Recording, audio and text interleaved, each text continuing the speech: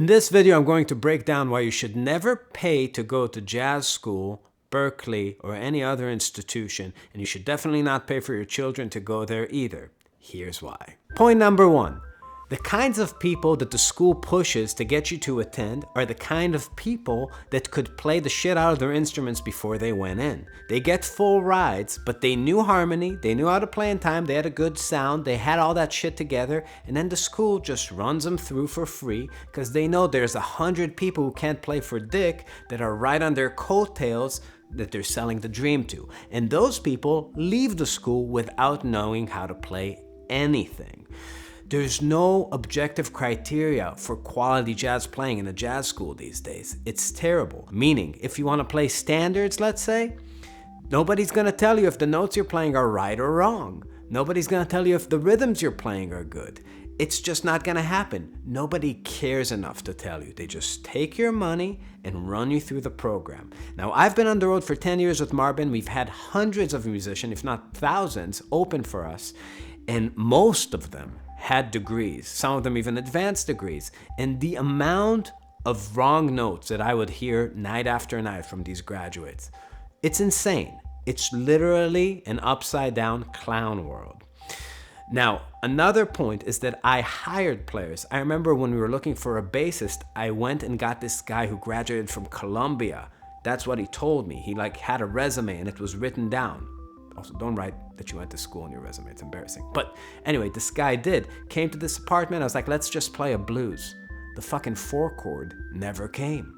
He graduated from school. He did not know the form for a fucking blues. If you're not mind blown by that, that's crazy. Anyways, every player we had in the band, I would say almost every single one of them went to school at some capacity. Most of them graduated. There was not one that we didn't have to teach harmony to, and really our rhythmic approach. So you learn on the job. If I was the parent of somebody and I was about to pay for this, I would literally put that money in a savings account, high yielding hopefully. Maybe at the age of 25, ask them again if they still want to go to Berklee. And if they do, I'd commit them to an insane asylum because I love them, right? It's your child. Point number two, the financial realities of being a musician. If you're one of these people that's intending to take out a loan for the entire cost of tuition and maybe living there, do not fucking do it.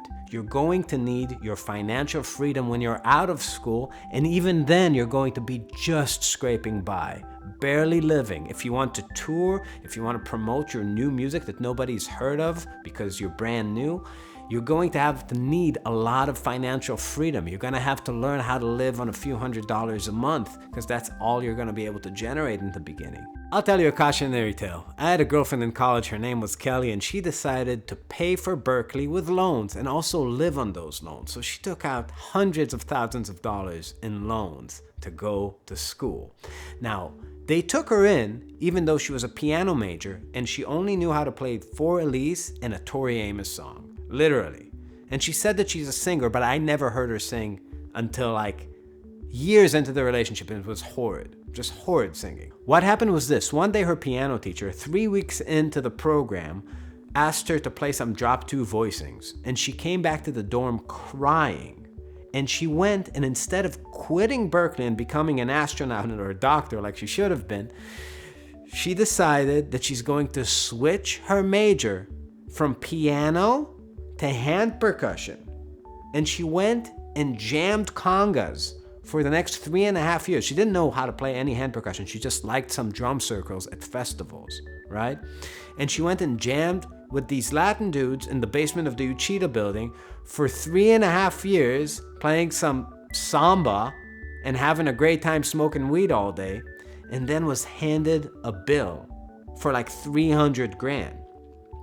She became a waitress instantly, and I'm guessing she still is to this day. Nothing wrong with waiting tables. Obviously, you do what you want to do to survive, but she went to music school And now she is a slave to that institution for the rest of her life because they sold her a dream and they just shuffled her along. There are a lot of people I saw being shuffled along, just passed along because they were collecting that money. The amount of singer-songwriters that came there because they liked Elliott Smith or somebody like that, or Bob Dylan. There was this one girl, and I had a buddy of mine that came and did her end-of-the-year proficiency test for her on guitar, and they literally read the name like, Karen?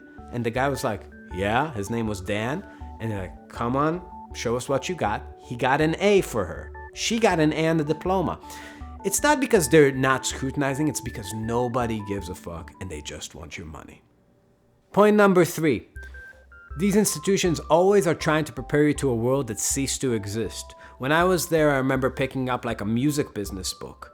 And everything that they talk about has to do with grassroots movement. Like you play a little venue, you play for 2 people, then 4 people, then 16 people, 50, 100,000, go conquer the next town.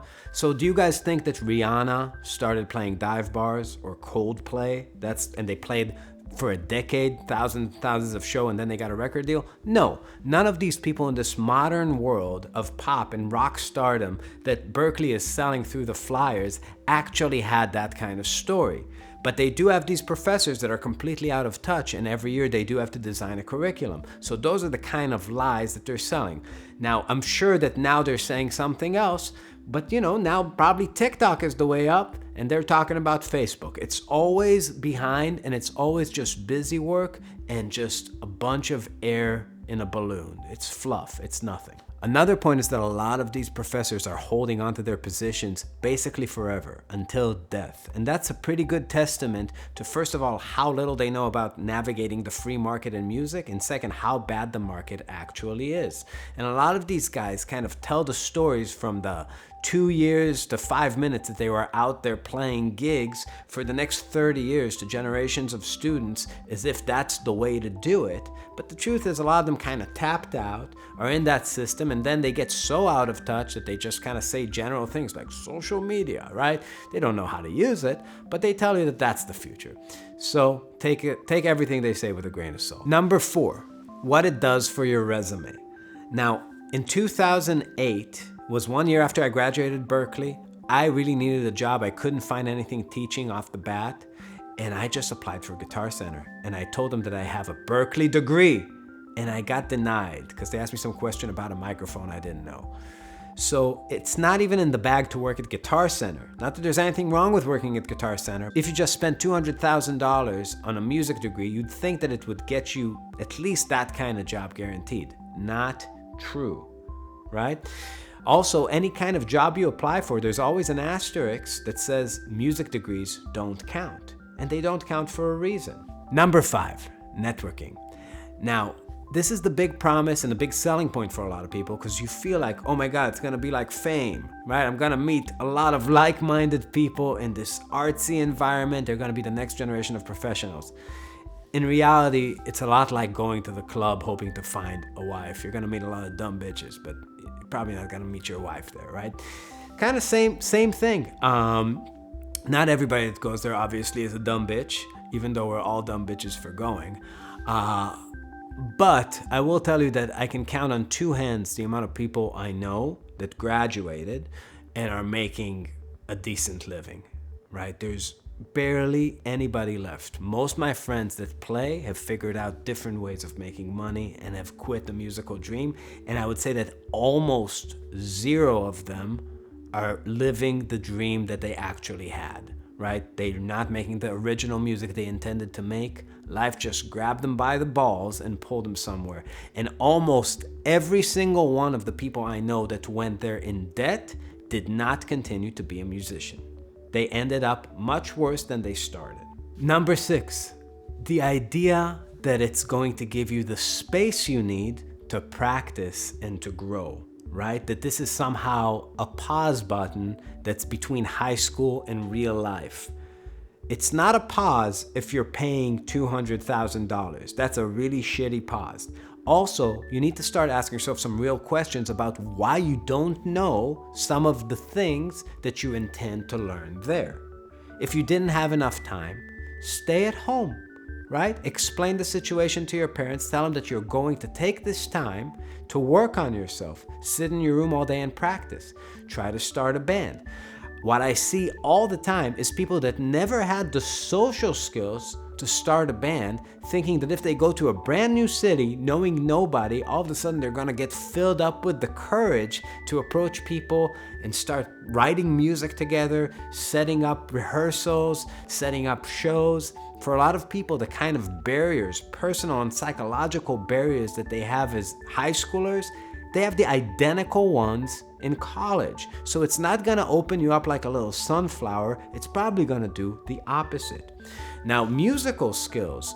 If you were not inspired to practice with all the free time in the world in high school in your nice room, you are not gonna be inspired in that basement, 1 by 1 foot practice room that they have in your college. It's gonna be much worse, right? Hearing a clarinet and a violin and a drummer next to you is not an inspiring situation. So for personal practice, it's horrific. You're also going to be slammed with homework on shit you don't care about. I had to take conducting from a bunch of clowns, literally. I mean, they dressed in capes. It was shocking, right? You have to take a lot of classes that have nothing to do with what you like or what you want to do. Even some actual like history of art classes and English and math. And you have all this homework eating up at your practice time. So if the idea is that being in this kind of situation is going to open up space in your life to where you could really focus on the things you want, for most people, it does exactly the opposite. Point number 7, if you're still not convinced after all these truth bombs, I advise you to just take a year or 2 off and study privately.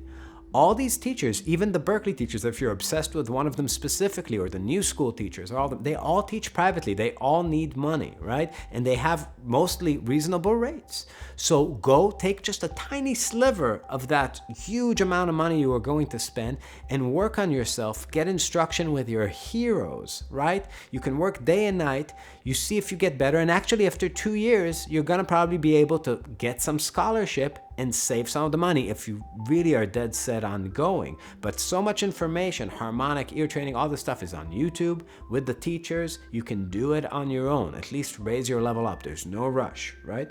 To sum it all up, people that run these institutions should be jailed with Madoff and SBF and all their friends. Subscribe to this channel, hit the like button, ring the bell, leave a comment. We have a Patreon, we have all that stuff. We have a ton of content. Check out the channel. We'll see you next time.